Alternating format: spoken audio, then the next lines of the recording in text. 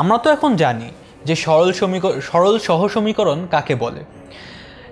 এই সরল সহ সমীকরণকে আমরা কিভাবে সমাধান করব, করে নিয়ে এক্স আর ওয়াই এর মান বের করব, সেটা আমরা এখন শিখব।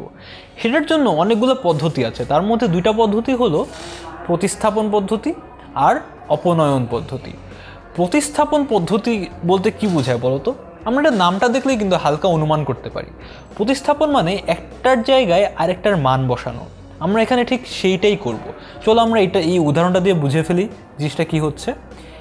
এই সমীকরণটার নাম দিলাম 1 আর এই সমীকরণটার নাম দিলাম 2, কিছুই না, খালি নাম। এটা 1 নম্বর সমীকরণ, এটা 2 নম্বর সমীকরণ।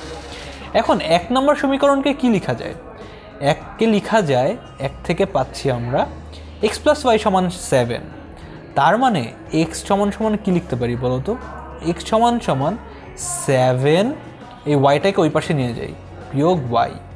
তাহলে x = লিখতে পারি 7 - y। এটা আরেকটা সমীকরণ, মানে অন্যরকম দেখতে, এটার নাম দিলাম 3। তাহলে আমরা কি x এর একটা মান পেয়ে গেলাম y এর আকারে। এই যে x এর মানটা, এটাকে আমরা এখানে বসিয়ে দেব, মানে প্রতিস্থাপন করব। x এর মানটাকে এখানে প্রতিস্থাপন করব। তাহলে 2 থেকে পাই x এর মান যদি আমরা বসিয়ে দেই, 7 - y = 3 সমান আমরা লিখতে পারি 7 - 2y = 3।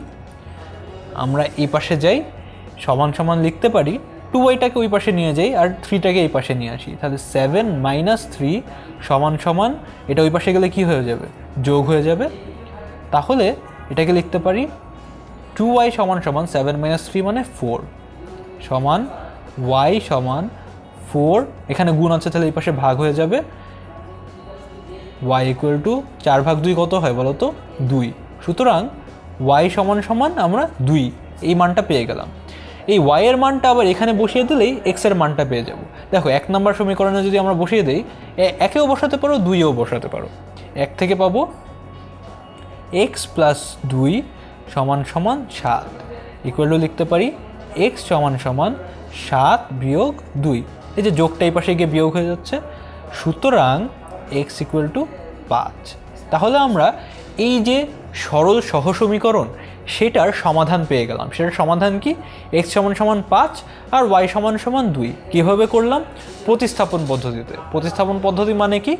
যে কোনো একটা সমীকরণ থেকে আমরা একটা চলকের মান বের করব অন্য চলকের সাপেক্ষে, এবং সেই মানটাকে অন্য সমীকরণে বসিয়ে দিব। বসিয়ে দিলেই আমরা একটা চলকের মান পেয়ে যাব।